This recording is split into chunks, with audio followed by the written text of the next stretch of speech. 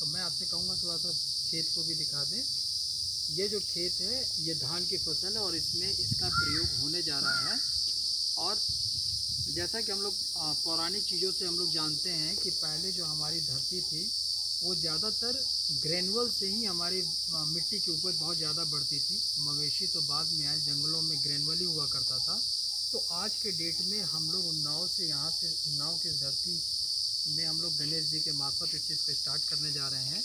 Next ये जो product है ये लिक्विड फॉर्म में है, ग्रेनुअल ही है, लिक्विड फॉर्म में है। जो ये वर्क करता है वही वर्क ये करता है। लेकिन हम लोग ग्रेनुअल जो है एग्री ह्यूमिक ग्रेनुअल का प्रयोग हम लोग तब करते हैं जब खेत की शुरुआत हो रही होती है, मिट्टी की तैयारी हो रही होती है, वहाँ पर हम लोग जो है वो ह्यूमिक ग्रेनुअल का यूज़ करते हैं। लेकिन अगर हमें डालने में डिले हो गया है, खेत की तैयारी हो चुकी है, जैसे हम लोग कहीं कहीं देख रहे हैं कि धान की बुआई भी हो चुकी है, तो हम लोग ये एग्री ग्रेनुअल और एग्री 82 से हम लोग वहाँ से भी शुरुआत कर सकते हैं और उनकी बढ़वार को बढ़ा सकते हैं। अब थोड़ा सा मैं आपको बताना चाहूँगा कि यस ये एग्री 82 है क्या। एग्री 82 एक तरह से हम लोग ऐसा समझे कि ये किसी भी चीज़ में मिल जाए तो उसके पावर और शक्ति को बढ़ाने का काम करता है। दूसरी चीज़ है कि किसान जो है पत्तियों में जो दवा का छिड़काव करते हैं तो वो दवा जो है छिड़काव होते ही 1 घंटे के अंदर ही वो पत्तियों से बह के ज़मीन में गिर जाता है।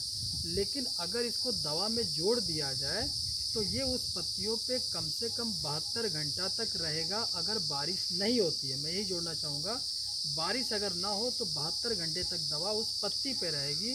और अगर जिस पत्ती पे 72 घंटे दवा है तो 100% कीड़े को मरना ही मरना है। तो ये जो प्रोडक्ट है लाजवाब है।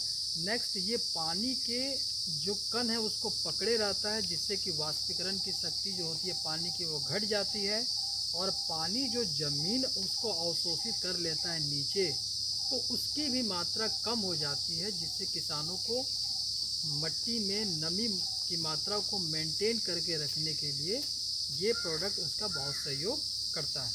अब इसी में हम लोग आते हैं, ये तीसरा प्रोडक्ट जो हम लोग इसमें यूज़ करने जाएंगे इसका नाम है एग्री प्रोडक्ट। तो एग्री प्रोडक्ट को समझाने का मैं बेहतर तरीका ये समझूंगा, जैसे कि अभी हम लोग कोरोना से निकले हैं तो कोरोना काल में जो वैक्सीन का यूज़ हम लोग बॉडी के लिए कर रहे थे वही चीज़ हम लोग यहाँ पर फसलों के लिए वैक्सीन का यूज़ कर रहे हैं प्रोडक्ट। ये फसल को अंदर से इतना स्ट्रॉन्ग और मजबूत कर देगा कि इनकेस कोई वायरल अटैक हो जाए या कोई कीड़े उसमें लग जाए तो फसल इतना मजबूत होगा कि उसके प्रभाव से ये निकल जाएगा और फिर वो फसल जो है वो मरेगा नहीं। तो ये प्रोडक्ट जो अपने आप में लाजवाब है। और अब आते हैं एग्री गोल्ड। एग्री गोल्ड का एक्चुअली हम लोग यूज़ करते हैं उसके दाने की बढ़वार को, प्रोग्रेस, उसकी चमक और उसकी क्वालिटी के लिए। तो इसका प्रयोग हम लोग 2 बार करते हैं, एक फूल आने से पहले और एक फल आने के बाद। क्योंकि ये दोनों प्रक्रिया जब कंप्लीट हो जाती है तो किसानों का कुछ कहीं कहीं बहुत जगह पे देखने में आया है कि पैदावार बहुत अच्छी हो गई लेकिन दाने में वज़न नहीं रहता है। और वज़न में ना रहने से उनको जो मंडी में वो अनाज लेके जाते हैं वहाँ उनको पूरा मूलधन नहीं मिल पाता है। तो ये वो चीज़ है जो उनको 100% उनकी पेट के वज़न को बढ़ाएगा।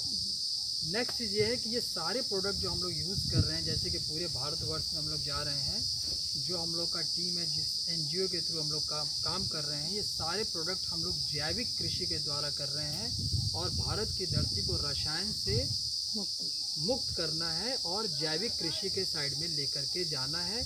क्योंकि घर घर जो बीमारियां हैं वो केवल रासायनिक खेती के कारण है। तो मैं आपका शुक्रगुजार हूँ कि आपने 5-10-2 मिनट मेरे साथ दिए और इस चीज़ को आपने सीखा। यहाँ मैं गणेश जी का भी शुक्रगुजार हूँ कि जिनको ये चीज़ें काफ़ी अच्छी लगी और वो पहली बार अपने इस खेत में इसका प्रयोग करने जा रहे हैं।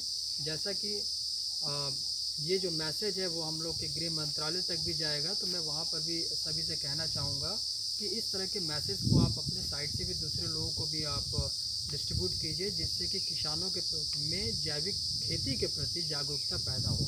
धन्यवाद, शुक्रिया। ये मेरे हाथ में है एग्री ग्रेनुअल। और एग्री ग्रेनुअल एक्चुअली होता क्या है कि ग्रेनुअल के बारे में मैं आपको ऐसा बताऊं कि ग्रेनुअल जो होता है पेड़ पौधे के अवशेष होते हैं।